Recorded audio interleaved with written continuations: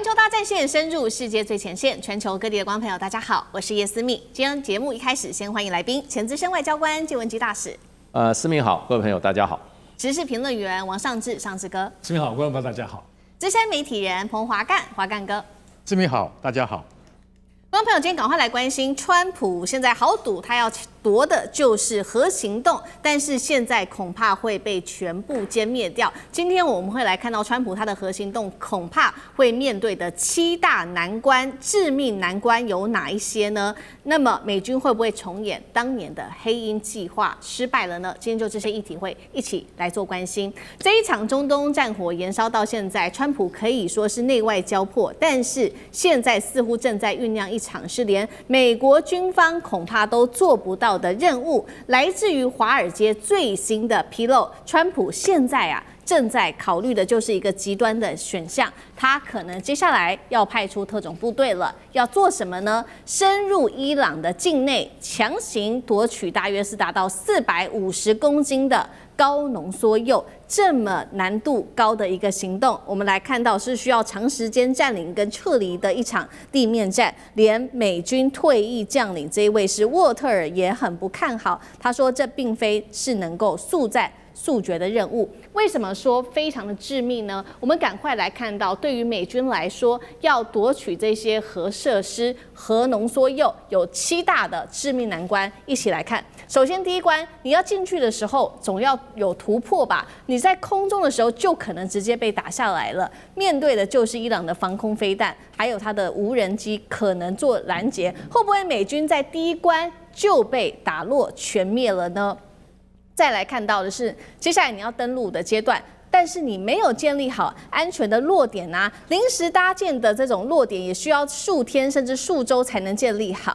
接下來第3關，你必須要進入到安全落點之後，佔領當地的戰場。但是呢，你成功降落之後，特種部隊你也要確保這周邊是安全的吧，因為你一旦到了地面，你要面對的就是來自於伊朗的正規軍、伊朗革命衛隊還有民兵的全力反擊，在這個階段就可能造成美軍非常嚴重的傷亡。緊接着來看到，就算你真的登陸了，但是接下來你要面對的是他們的地形啊，裡面有許多的瓦礫跟陷阱的地域，濃縮鈾藏在這麼深的一個地底下跟廢墟當中，你要怎麼進行挖掘？還有你要怎麼進行排雷呢？再來就是說，好，你真的如果成功，可以進行到這個瓦礫堆裡面去夺取它的核設施，或者是它的一些濃縮鈾，但是這個階段是你要怎麼處理這些核能呢？風險就是它擁有這些核設施的放射性物質，一般的士兵是無法去執行的，需要科研人員在戰場上，對他們來說，這個生存難度也太高了吧。好，再來就是，如果你真的奪取了這些核設施，但是你根本就搬不走啊，因為達到了40到50個這一種特制的鋼瓶裝載着，還需要多輛的卡車，到底要怎麼樣搬走呢？最後，同時也是撤離階段了，同時是被視為最危險的時刻，整個部隊必須要再次的起飛。行動路線恐怕遭到伊朗給掌握，必須要避開來全面追擊，而起飛的階段就是最容易受到打擊而全部殲滅的階段了。所以節目一開始特別請教幹哥怎麼看了這個任務的難度到底有多高？美軍是否重演當年的黑鷹悲劇？對，這位美軍退役中將沃特爾講得非常好，他已經把7關會面臨的難題通通講得非常清楚了。但在歷史上面，我來舉這些例子，大家就會發現說，他講的的確不是危言聳聽。為什麼呢？好，我們先看哈，就是在1980年代，這我們提過，叫做鷹爪行動。在這次鷹爪行動是為了要救出66名在德黑蘭的伊朗人質，對不對？於是就派出了8架直升機要去把人質，因為他們都算好了。派出美國最大的 CH-53重型直升機要去救這些人質，66個人，再加上美軍的特種部隊，這樣算進去的話應該夠了。然後還有護航的戰機，結果你知道他們千算萬算就沒有算到一點，哪一點？沙塵暴。結果2架直升機在沙塵暴之中，你看不見我，我看不見你。當時還沒有 GPS 系統，1980年的時候，2架直升機撞在一起，造成8名美軍死亡。這個行動馬上去問請問卡特總統這件事情怎麼辦？當時就馬上下令取消了。為什麼？因為這已經沒有辦法再達成任務。就算特種部隊能夠進到德黑蘭的美國大使館解放出人質的話，也來不及用直升機再運到當時海外的2棲突擊艦上。大家要知道，在1980年，美國就已經具有2棲突擊能力的突擊艦，就現在我們常在提到的，就迪利波里號啊，或是全獅號像這樣的船，美國當時就有了。可是因為長距離奔襲，所以說今天沃特爾所提出來的這些問題非常非常的重要。第一點，你必須要有絕對制空啊。然後你要選派的人，我們現在就要先點出來，不可能是特種部队，特種部队幹不了這個活兒。為什麼？因為這個就是要去奪取，你要去搬人家的濃縮鈾。大家要知道，那個濃縮鈾不是大家想象中的那麼一小顆，或者是像一個手提袋就可以拿得起來的。這些濃縮鈾都要放在特制的儲存槽啊，然後它移動的話要放在更特殊的鋼瓶裡面，它才能夠移動，這要非常小心的。所以你必須要有專業的核設施處理人員，不是特種部隊。那特種部隊他們沒有受過這樣子的訓練，所以說你必須要有懂的人。那些人坦白講，根本就算是科學家，而不是軍隊。就算他是特種部隊裡面特別挑選出來的精英，懂得怎麼樣防範啊，像這個銫137的外泄啊，大家知道。還有鈾原料啊，在那個輻射外泄，這個都是屬於專家級的士兵才能夠做得到的。那你有多少像這樣子的士兵？當你奪取了之後，你又怎麼樣可以安全的運出來？這都是非常非常專業的問題。然後我們從頭開始講，他一進到那個伊朗領空的話，伊朗不是委內瑞拉，他有他的空軍。我說一句實在話，他還是能夠跟你奮力一搏。你要取得絕對的空優，你才敢派這樣的部隊下去，對不對？那如果沒有的話，你隨時都可能遭遇擊落。你一旦擊落，損失的人員不用多，專家損失了5個人，整個計劃奪取濃縮鈾的計劃就泡湯了，就失敗了。為什麼？因為只有專家才能夠移得動那些東西，我們已經說得非常清楚了。然後你降落之後，就像我剛才講的，1980年代發生的那個事，伊朗根本還沒有找到美軍的位置，美軍就互撞，整個行動就失敗了。然後再到什麼？再到我現在要拿出來的黑鷹計劃，過了13年之後，所謂的黑鷹計劃 （Black Hawk Down） 其實不是 Black Hawk Down， 其實不是計劃，是根本黑鷹就是被擊落的。而且黑鷹被什麼東西擊落的？被索馬利亞的民兵用最原始的，什麼東西？火箭推進榴彈，還不是防空飛彈，那個火箭推進榴彈那個是打坦克的，他結果你知道，士兵躺在地上，對着天空一打，這個 Black Hawk 黑鷹飛過去之後，竟然中了，而且他每次都瞄得很準，都中這裡，中什麼？中尾旋翼，一中尾旋翼，整架飛機就報銷了。所以在黑鷹墜落事件裡面，總共有3架黑鷹墜落了。所以當初只是要把穆罕默德這個種族清洗的大軍閥給抓起來，把他的議員跟內政部長通通抓起來，送到國際法庭去審判。結果你知道，變成一敗塗地的行動。然後克林頓灰頭土臉。當時還有一位美軍飛行員，就是這個 MH-60的飛行員，然後他被俘虜之後回來，遭受非常不名譽的待遇。為什麼？因為他等於是投降了啊。那在戰地裡面投降的話，那是不能見容於國內的輿情的。所以整件事情對美國的這個輿論影響非常的大。所以你今天如果說有6架直升機或12架直升機進到了伊朗的領空或者領地裡面，你怎麼樣能夠安然退出來？最後，就算這些都成功了，你要搬上什麼飛機，它才能夠運得走？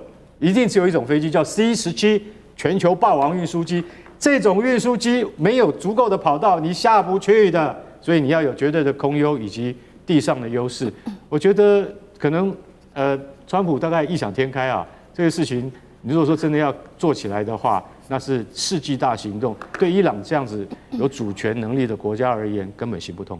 好，現在伊朗就是面對美國這個核行動另外一場可能會進行的這個地面戰來勢洶洶，看來是硬碰硬了。因為伊朗他也最新放話了，接下來他說他要考慮退出核不擴散條約，意思就是會走向核武化嗎？我们现在看了一下伊朗手中大約呢，他這個走向完全核武化，距離這個目標到底有多遠？現在他手上有400公斤60%的濃縮鈾，200公斤20%的分裂材料，也就是說它可以快速提升到90%這種武器的等級，會不會在美國的硬逼之下，逼得伊朗現在乾脆全面擁核？那它最快可以多快造出核彈頭？上這個又怎麼看？是的，這次的中東戰爭哈，核彈可以說是一個非常神秘跟曖昧的邊界。怎麼說呢？因為我們知道美國、以色列都有核彈哦，那伊朗到底有沒有核彈？其實這次最後就認為要打擊伊朗的核能力或核武器。所以，即使師出之名吧，或者以色列非常在意這一點，就是不要讓伊朗擁有，是開啟這場中東戰爭的最大關鍵了。好，話說這次如果後面打得不可開交，包括地面部隊或等等，美國會不會最終對伊朗丟一個小當量的核彈呢？或者以色列呢？現在以色列特拉維夫被炸到快要爛掉了，對，會不會呢？所以核彈這個邊界不只是它是一個這一次中東戰爭起始的問題，未來還是有可能會要面臨。當然，現在伊朗到底有沒有能力？特別是大家因為看到這次伊朗打美國打的真是下丟哈，所以會變成是說，萬一美軍失敗這個很難想象的命題的話，那伊朗如果真的能夠自主，包括現在荷姆斯海峽有好多的戰略的自主，非常的鮮明。他們會不會很快就要做核武？我相信會的哦。如果只要伊朗這次能夠喘息下來，因為在這次如果伊朗已經擁有核武，難道會打嗎？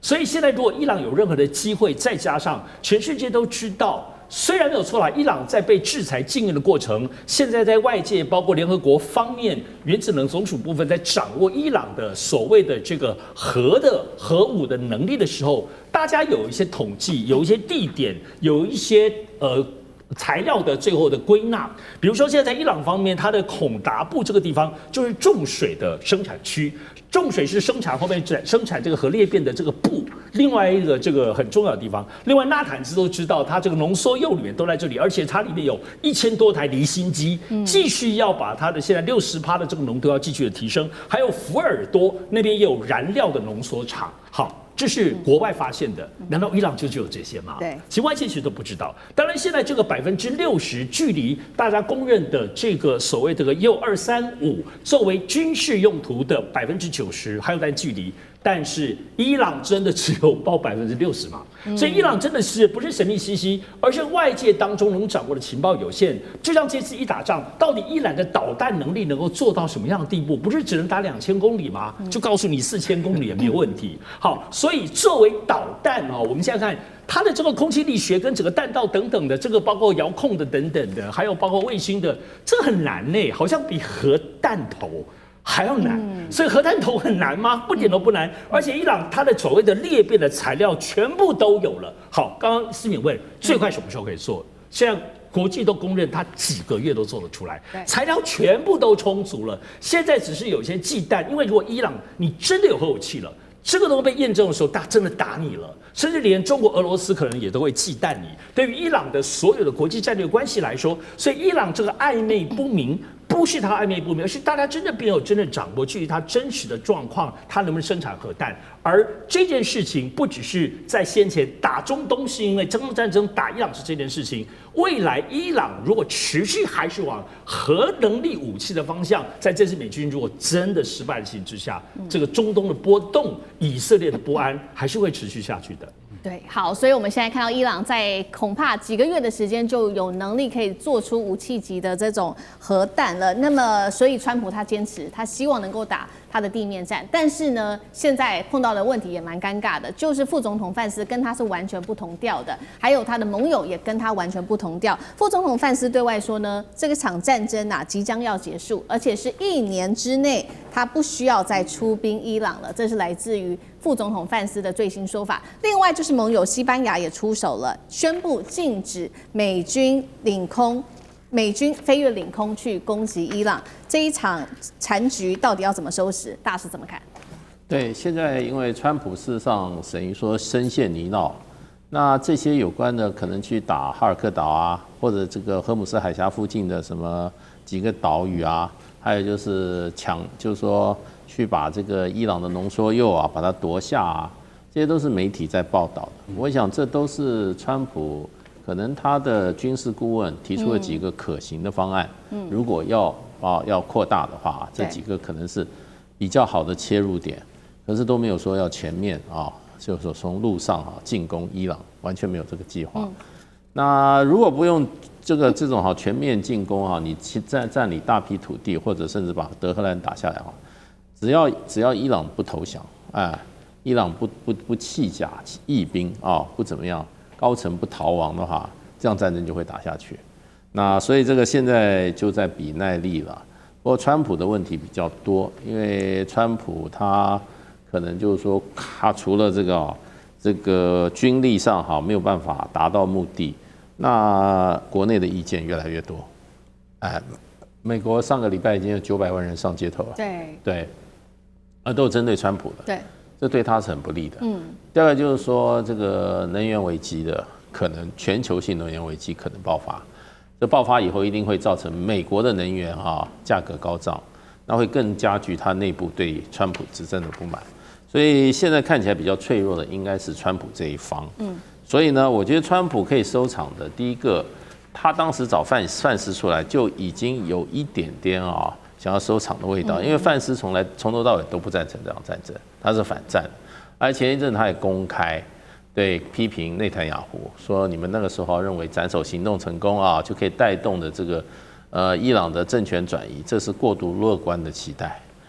這個東西他有一點把這個推出去了那范斯又講說這個東西可以結束還1年之內不需要再動用兵力這都是一種可以找到台階下的一個說辭。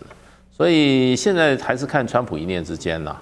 那我覺得就是說，川普應該是一個很識時務的人，他會塔口，而且他又面臨自己給自己的一次挑戰，就是4月6號。因為他那個延長10天到4月6號就要面臨了，所以他必須要做出決定。是，那4月6號再延長一次的話，那就可以看出來川普不想打，不想打的話，那伊朗又不配合的話，那川普就要發揮他自己的創造力思考，宣布勝利以後退出。好，謝謝大使。那我們休息一下，馬上回来。地緣政治、美中之爭、戰略價值。強權崛起，小國生存。現在與未來，洞悉事件走向，掌握世界脈動，全球觀點盡在環球大戰線。持續關心伊朗這一次真的是豁出去了，他怒嗆世界大戰要正式開打了，並且他炸了以色列的煉油廠、科威特的海水淡化廠，中東全面陷入戰火當中。今天開場的3個火線話題，我們等一下請來賓特別幫我們做解答。首先，伊朗他報復轟炸了以色列的海法煉油廠，並且揚言世界大戰開打，這一場衝突會不會失控？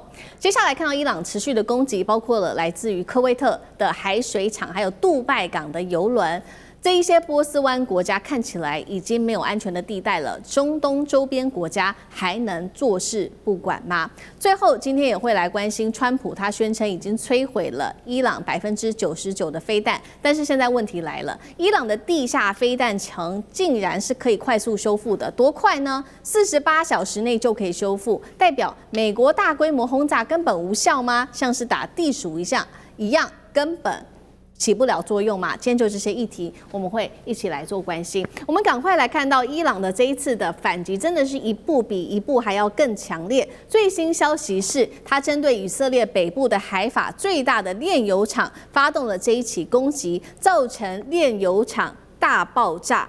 那麼，川普氣炸了，他是告訴了《紐約時報》，他很快就會看到行動。如果談判破裂，美國將會打擊伊朗的最痛的地方。那麼，確實，31號凌晨，美國跟以色列是立刻發動了空襲，空襲的是伊朗中部的伊斯法罕軍事設施。我們先來看一段現場的最新畫面。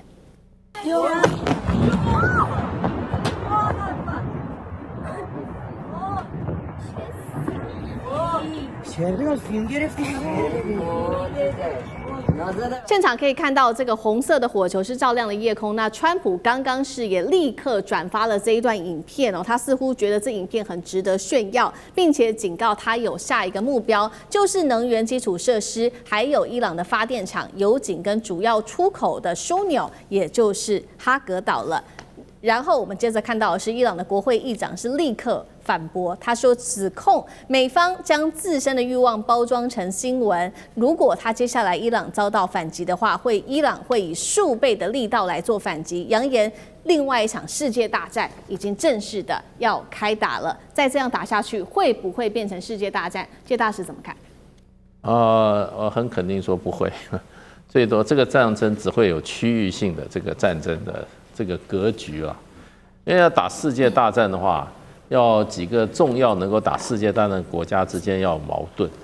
那現在看起來這個矛盾只有美國跟以色列跟伊朗的矛盾，然後呢還有跟海灣國家正在形成的矛盾，所以這都在這個區域裡面。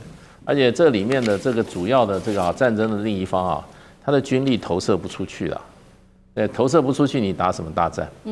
你伊朗好了，現在就是說美以對伊朗，伊朗是被他在他自己的土地被圍着打，對，伊朗能夠打出來就是那些導彈跟那個無人機，而且再多啊4000公里好了，對不對？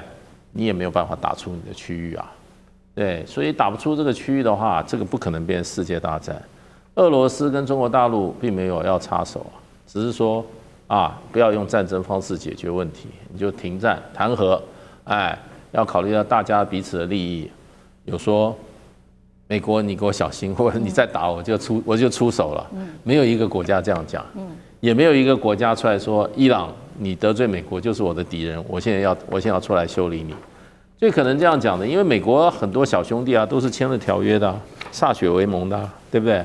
有那個一起歃血的說我打仗，我出去被人家打架被打了，你就要來幫忙啊，或者我要打架的時候，你就來一起幫手嘛，对，這些都沒有動啊。伊朗、歐盟全部沒動，北約的成員無一個動。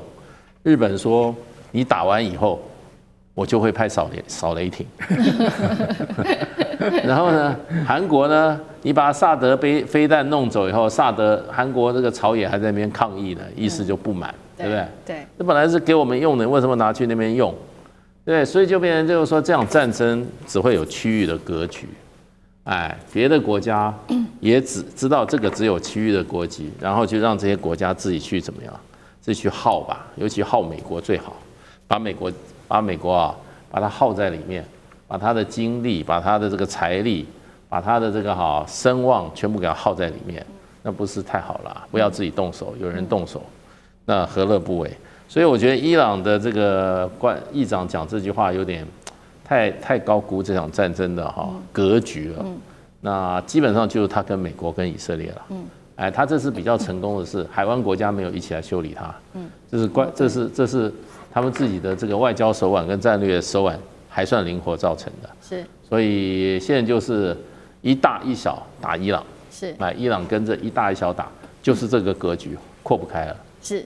好，所以我們看到伊朗的主要目標很明顯就是美國跟以色列。不過呢，確實他現在也打到其他的海灣國家。那現在直指的就是中東他們最敏感的一個命脈，也就是科威特的海水淡化廠。因為海水淡化廠對他們來說真的是非常的重要哦，掌握了生命命脈。卡達是立刻出來譴責，就說呢伊朗違反了國際法。我們也來看到說，為什麼這個海水淡化廠這麼的重要？原因就是因為卡達它的海水依賴度高達了99%，其他像是巴林、科威特海水的依賴度高達90%，沙烏地阿拉伯、以色列也有大概70%以上。另外就是伊朗還攻擊了杜拜港的油輪，甚至動員胡塞組織打紅海的航線。當然了，全球經濟因此陷入在動盪當中。現在伊朗是在对全世界施壓嗎？上这個怎麼看？所以这场中東戰爭，我們盤點到現在，伊朗在整個讓大家跌破眼鏡的一個非常關鍵的2大戰略。第一個部分就是他竟然打鄰國，我想戰爭都是大家敵對打，他打鄰國，他鄰國，而且這些都是穆斯林國家自己的兄弟之邦，打什麼呢？先打美軍基地，之後打他們的一些煉油的跟美元掛鈎、幫美國賺錢的這個設施。其次，現在還在打的就是可能藏匿美軍的一些大樓跟飯店。所以這些東西其實真的打了很多，包括特別是現在有特別透過這種無人機以及這種火箭彈在打的時候，其實打的破壞的區域越來越大。但是聽起來都師出有名哦，感覺起來在很多人可能還蠻支持的。第二個部分，它的跌破眼鏡的戰略就是荷姆斯海峽控制。雖然過去都有推理，但沒有想到他這麼做，而且這是竟然是美國完全沒有準備的關鍵戰略。所以剛剛思敏提到的極限施壓，它其實就體現在這兩個。那中東地區當然情勢本來就很複雜，旁邊很多穆斯林的國家，當然美元跟石油能源的這個長久以來作為全球產業金融資本的這個掛鈎，就深深的刻在這個區域當中。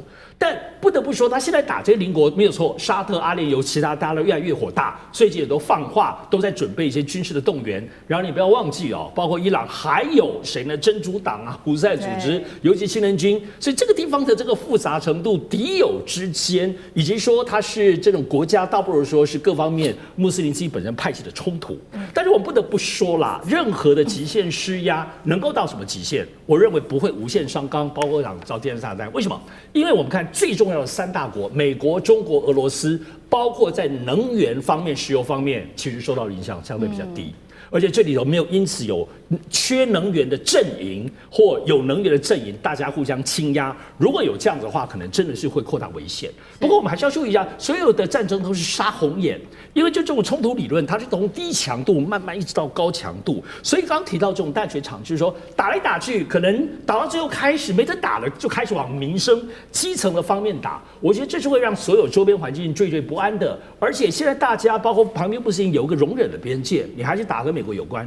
但是，一旦殺紅眼，你打到像剛剛提到的阿曼或各方面的淡水廠，影響到民生的時候，我認為所有的忍耐、承受穆斯林的兄弟的戒律都會有個邊界。但我認為伊朗現在還是在放話了，主要是看美國，如果你繼續打我的話，我可能會往下打。但美國好像開始準備要打他的民生設施了。對，好，所以美國現在準備要動手，我們持續看到那伊朗呢，他就說沒關係，我現在還有我的王牌。那他的王牌是什麼呢？會不會是地下飛彈城？因為現在看起來，伊朗的地下飛彈城好像美國都沒有辦法給它完全的殲滅掉。我們來現在看到最新消息，川普說的，他說已經摧毀伊朗99%的飛彈，但重點來了，為什麼現在到這幾天都還可以看到伊朗的飛彈不斷的發射？那現在根據路透社最新的報道說，美國跟以色列大規模轟炸之下，確實摧毀了伊朗1/3的飛彈無人機，但是呢，問題是還有1/3呀，他們都是被埋在地底下的。最關鍵的是，伊朗還有地下飛彈城 ，CNN 說呢，總共是27座，而且呢，空襲只摧毀了70%的它的隧道入口。重點來了，48小時，伊朗可以快速的把這個摧毀的隧道入口又快速的修復，就像打地鼠一樣，永遠打不完。怎麼這樣子？怎麼樣繼續運行呢？幹哥怎麼看？對啊，你會覺得說，原來伊朗的準備這麼豐富啊！我告訴各位哈，我以前當兵的時候哈，就是我們曾經服役的時候，我們台灣的這個青年都要服役。我就是在哪裡？我就是在馬祖服役的。我們在那個地下坑道，你要知道那個地下坑道東南下梁啊，但是9拐18彎啊。你從這邊打，我從那邊出去啊。對地下坑道最有效的叫做火焰發射器。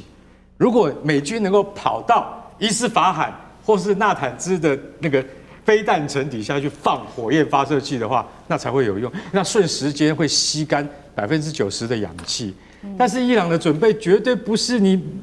川普，你為什麼會講這個話？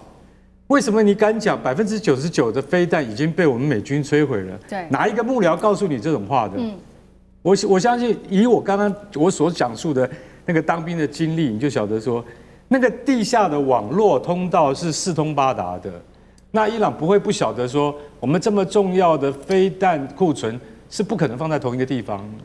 所以那就像打地鼠一樣，這個形容非常貼切。然後 I'm here， 你頭伸出來了，我就打你，對不對？然後你又跑另外一邊說 I'm here， 你頭又跑出來，我又打你，對不對？所以打地鼠是一個很有趣的遊戲，就顯示在這一次的戰爭裡面，你會發現說，伊朗很厲害耶，因為它27個飛彈發射場被你摧毀了，然後還有4個主要基地，這4個主要基地分別叫做霍吉爾、巴欽、哈基米耶跟沙赫魯德這4個主要的飛彈推進劑的生產工廠，其實這個是最重要的。飛彈的燃料以及推進劑的生產工廠，遠比發射場來的重要的多。但這4個發進劑的那個推進劑的那個生產工廠被美軍摧毀了，但是伊朗還是能夠有能力反擊，你就要去想了，那他的實力是分散的多麼開，讓你根本沒有辦法一次。你代表什麼？代表你在伊朗境內的 CIA 特工的資訊不完備，你才會發現說，原來你的估算，你的將軍們告訴你的不是實際的狀況，所以大家就曉得說，其實伊朗有沒有地下飛彈城，絕對有。而且我相信還有更多地方是你美軍的情報部門沒有發現的。如果你今天要再對伊朗，現在只是對於它的發射能力有稍微下降而已，但不代表你已經摧毀它90%的飛彈庫存。這2件事情的定義完全不同，不能這樣子解釋的。好，謝謝幹哥。那我們休息一下，馬上回來。地緣政治、美中之爭、戰略價值、強權崛起、小國生存，現在與未來洞悉事件走向，掌握世界脈動，全球觀點盡在環球大戰線。我們看到這場美伊戰爭哦，這個美國跟以色列的打戰像是看表演一樣嗎？而且另外一方面，在金融市場賺錢賺飽飽的，像投資股市哦，但是有許多在中東的平民無辜的死亡。而且以色列總理的家人還先逃到美國去嗎？這是國安還是一場戰爭秀？今天我們就這些議題會一起來做關心。我們要趕快來看到的是，這一場戰爭現在打到現在，看起來像是一場權力、像是利益的一場戰爭秀。為什麼這麼說？來看到來自於最新是英國旁觀者的副主編，他做了一個最新爆料，他說呢，這邊有人跟他爆料的是，川普的日常啊，不是只是在開會而已，而是定期的，他都會進入到白宮的戰情室裡面去做什麼呢？坐在那邊觀看各種這一種轟炸的精華剪輯影片。這當中這些影片的長度大約是落在2到3分鐘左右，內容是衛星或者是軍機的畫面，呈現伊朗被炸成各種灰燼的畫面哦。根據了解，川普因此感到非常的有快感，而且呢，還指出呢，川普他偏好用影像來接收這些資訊，在播放影片的前後，還會大聲的討論，並且點評各種的戰果。另外一方面，我們也要來看到，真的是非常的不人道哦！來自於最敏感的紅線，戰爭還沒開打前已經先進場了。來自於華盛頓郵報也最新在這邊爆料，川普的團隊在伊朗戰爭相關社群媒體發文裡面，常常將戰爭的畫面跟卡通、電玩片段做成社群貼文，讓退役軍人和殉職的官兵家屬感到非常的惡心。好，這個是有關於社群貼文，但剛剛我們也提到了這個金錢的部分，金融市場的部分也讓人感到非常的惡心。也就是美國的國防部長了赫格塞斯，他的證券經紀人被最新《金融時報》爆料，在開戰前幾週聯繫了貝萊德公司，大手筆買進了國防的 ETF， 金額高達了數百萬美元。而這些軍火巨頭持股還包括了雷神跟洛克希德馬丁等等，也就是他們在賺的是戰爭財。針對於各種的戰爭，我們來看到是天主教教宗平常不太評論有關於時事的，這一回是看不下去了。他怒斥天主不會聆聽雙手沾滿鮮血的祈禱，強調他反對以宗教之名鼓吹任何的暴力、任何的戰爭行為。所以節目一開始，我們先特別來評論一下川普在戰情室看的這個轟炸精華的影片，還有國防部長提前布局國防 ETF 這2件事情，一邊打仗一邊賺錢嗎？謝大使怎麼看？這2個道德上都有問題，可是一個是違法的哈。你這個國防部長啊，這個因為掌握軍事情報，居然在投資股票，然後買這國防相關的股票，那這個很恐怖啊。那你想要這個打仗的時候股票一定跌嘛，對不對？那你想要現在股價太高，你說這些股票我讓它跌一跌，那就搞場戰爭嘛，對不對？那你讓戰爭打起來，股票都跌到谷底了，你再放一些利多，哎呀，我下個禮拜要和談了，哎，那股票就上來啦。那你是絕對可以操縱股價的，而且你根本不是未卜先知，而是你想要股市跌，你就可以讓它跌；你要股市漲，你就可以讓它漲。這些人他的財產應該要信託、交付信託的，怎麼可以還在那邊操縱股票？這個美國實在是，我覺得這個體制太有問題了。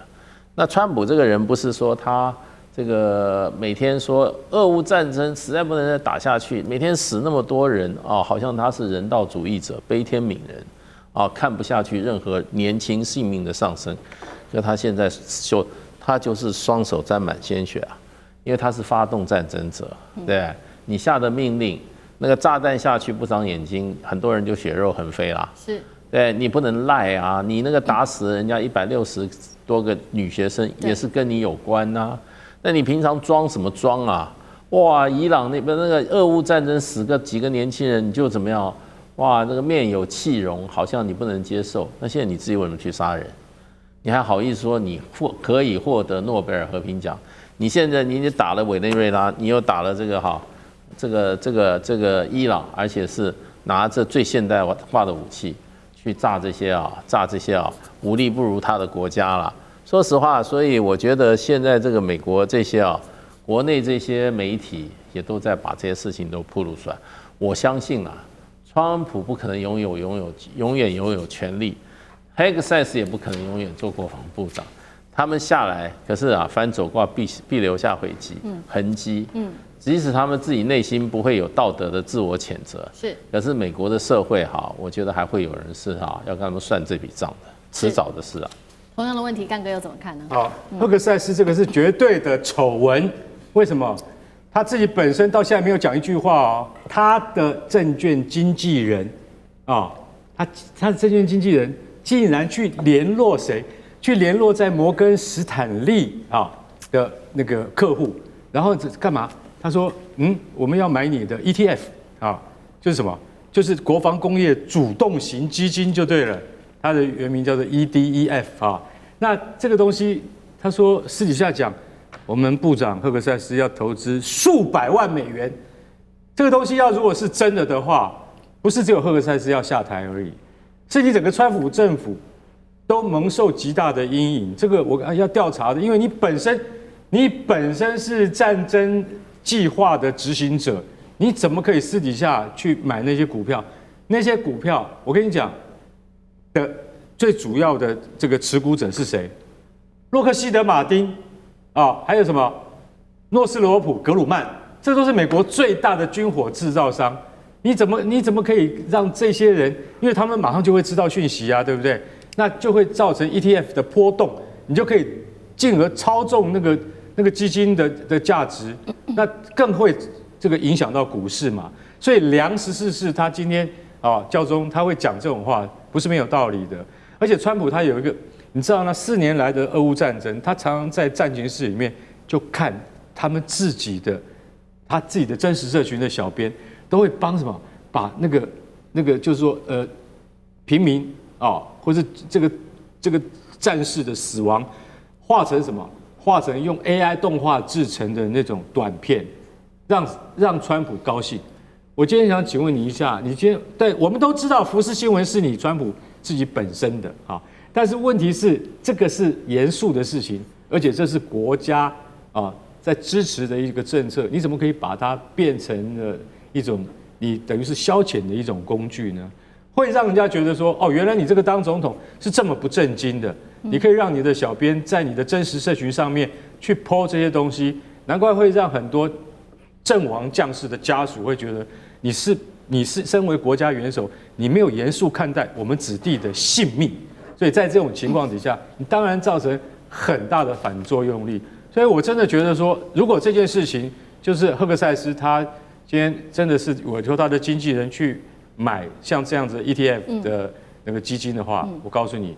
如果真的爆出來，將來會跟水門案一樣的那麼的影響的巨大，那絕對是美國政府最大的醜聞。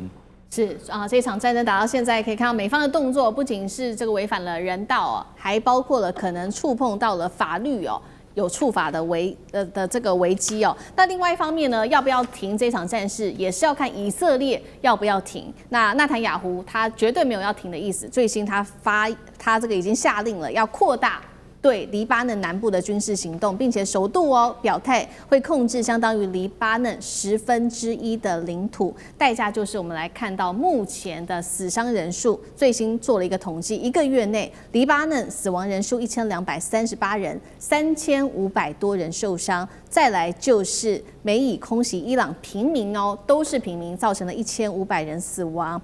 但是另外一頭，俄羅斯媒體的爆料說，納坦雅胡的夫人已經去美國避難了，引發以色列言論炸鍋。尚志哥怎麼看？這個納坦雅胡的夫人當然啦，我們這個人之常情嘛。現在如果不是像過去那種特拉維夫啊，以及包括以色列很多城市都安全的話，那鐵穹都可以打下來的話，可能不会走了啦。可最近我們看到之後，所有的以色列城市都被炸得死去活来，該走還是要走。不過我還是有一個，我想大家是不是有印象？以前在中東戰爭的時候，我們都不是看到很多新聞說，在美國的猶太或以色列的選美皇後，還有念什麼耶魯大學、哈佛大学都放下學業回去當兵，對吧？以前都有這個印象，但其實為什麼都沒有回去呢？表示這一次其實這場戰爭跟伊朗戰爭裡頭看起來跟過去有點不太一樣。當然我們要講說，其實以色列自己本身也被殺了很多，但是呢，他們還是做很多的媒體控制。我們談到說，國際媒體現在特別像是在特拉維夫，只要有任何的轟炸，除非你就是這個炸彈在天空中，導彈我們看到他們就手機拍攝，落到地面的狀況來講，如果你靠近的時候，其實以色列都是會整個限制，而且不讓你的畫面流出去的。所以這裡頭其實也是以色列在控制，好，控制自己的死傷不會知道，但是確實殺人如麻。我們知道，其實，在先前有關於在加薩走廊方面，今年年初的時候，包括以色列軍方自己都承認，已經殺了7萬多人。7萬多人在今年1月的時候，所以這裡頭提到一個叫做加薩的這個種族滅絕，說在猶太人他們現在不是戰爭或保衛自己，他們其實還是有一套思考，就如同剛剛我們在看這個題目當中是思考，明明現在不是跟伊朗在打嗎？他為什麼還要打黎巴嫩？你明明被炸得死去活來，你在黎巴嫩為什麼要擴張你佔領領土？一如先前在加薩的狀況，所以現在其實我們在看黎巴嫩這個地方，以色列的所有的動作殺平民、佔領土地，其實要回到早先在去年我們看加薩的這個所謂種族滅絕。我想其實我們要特別了解一件事情，中東戰爭不是以色列只保護自己，看伊朗有核彈攻擊你，自由之中，特別是納坦雅胡他所訴求就是猶太的末日論。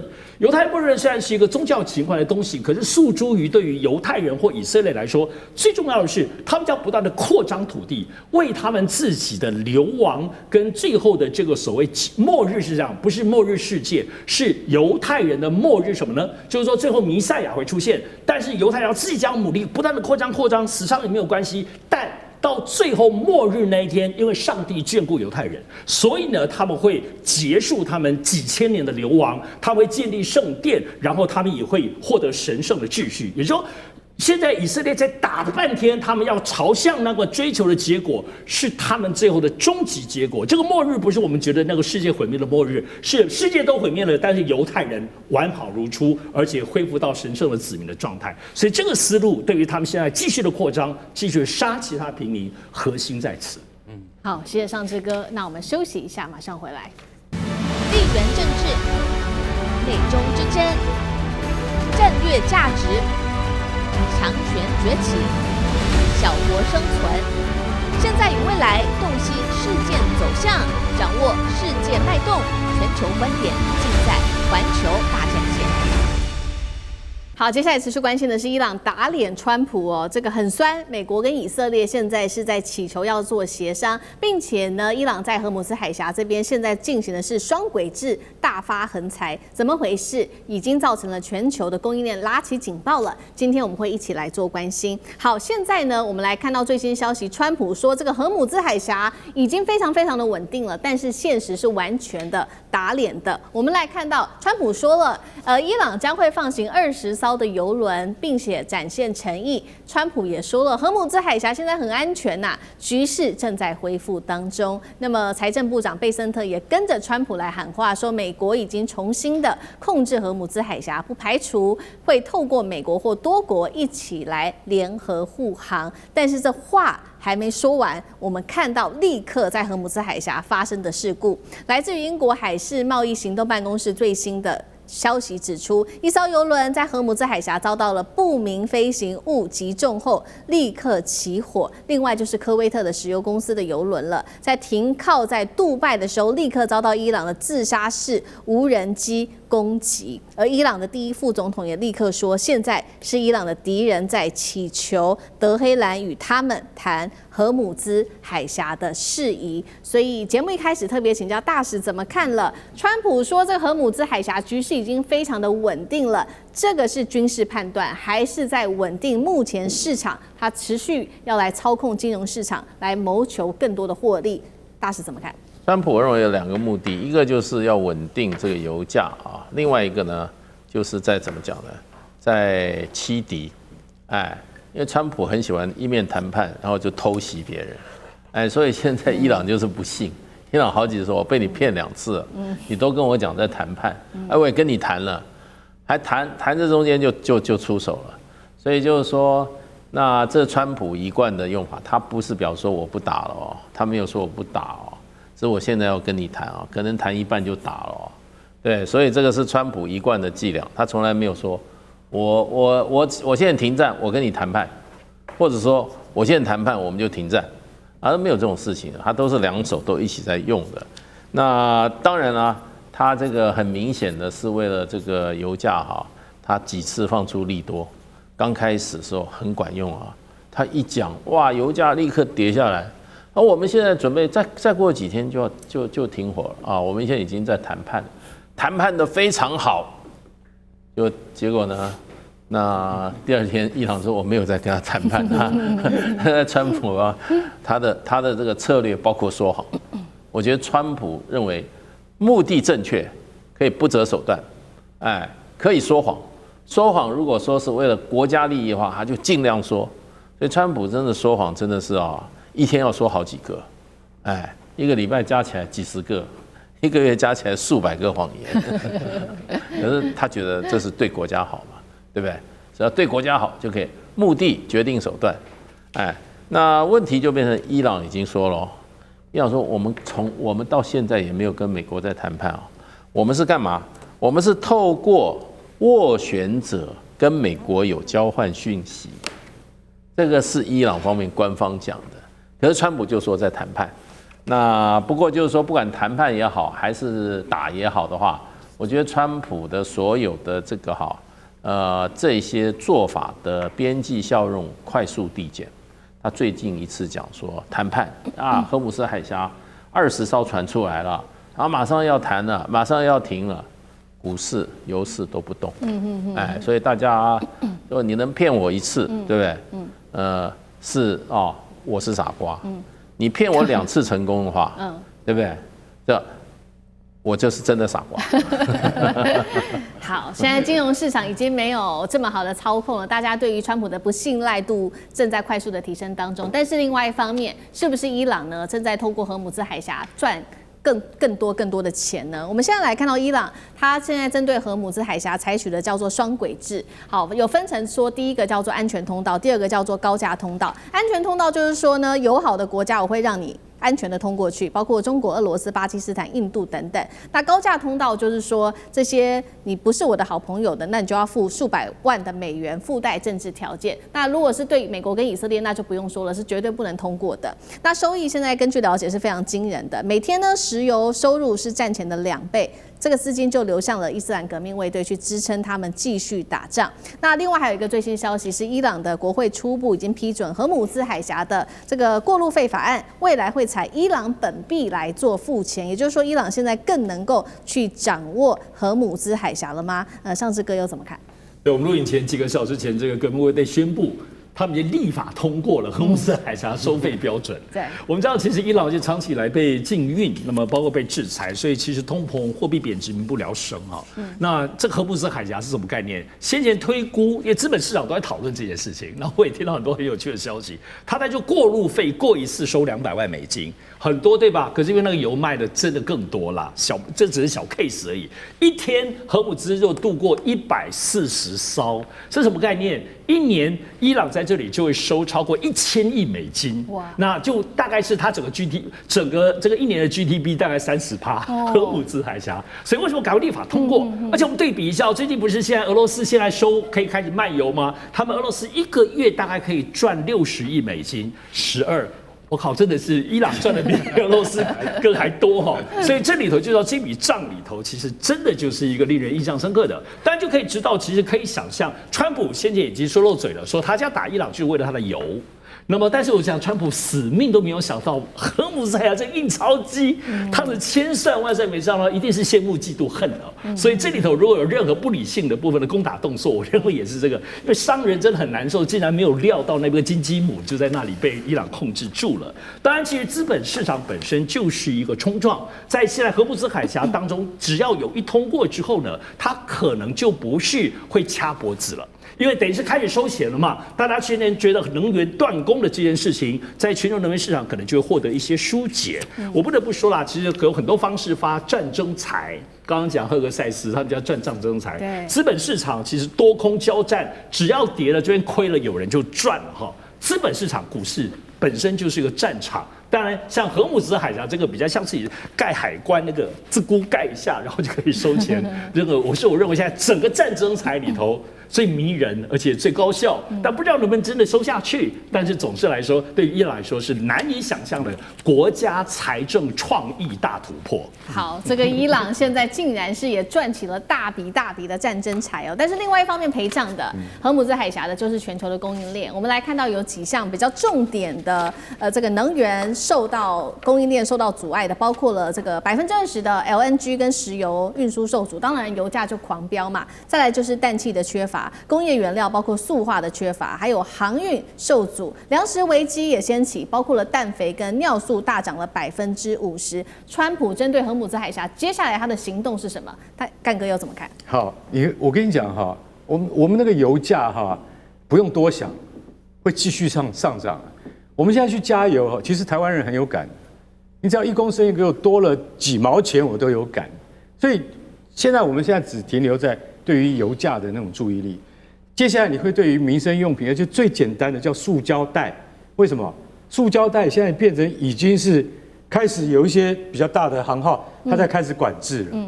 但是有另外一部分人覺得說不會鬧到那麼大。其實塑膠袋很簡單，它的原料聚乙烯，對，從哪裡來的？它就要靠氮肥啊，那都是從中東來的嘛。你現在船都出不來，大家眼睛都看着那個20%的石油通行量，你都沒有想到氮肥啊，你都沒有想到 LNG 天然氣這些東西都跟着一起非常重要。我們就說亞洲許多國家如果缺乏了這方面的進口的話，那整個國家的那個經濟態勢馬上就會立即受到撼動的，這很明顯。現在你還看不出來，因為什麼？因為你還有庫存。等到你的庫存用到一定的階段的時候，你就會發現不行了。等到你要整個要反應過來的時候，從別的地方再進口的話，況費時日，而且會拉得很長。所以美國財政部長貝森特說，我們會重新控制荷姆斯海峽的哦。你要怎麼重新控制荷姆斯海峽？我們說了半天，貝森特，你一個財政部長，我不太懂哎。你又不是赫格塞斯，你的軍事部署在哪裡？商務部長懂得國防部長他的軍事部署，重新取得對荷姆斯海峽的控制。現在最新消息告訴你，迪利波里號啊，現在這個已經在當地了。全斯號要趕到現場的話，還要1個禮拜才到得了。只有1艘閃電航母，事情辦不成的。你一定要有至少2艘以上的閃電航母，再加1艘真正的航空母艦，你才可以重新掌握荷姆斯的通行權。不然的話，光是見證者136無人機就可以把你給封死死的，所以我都不知道為什麼會講這種話。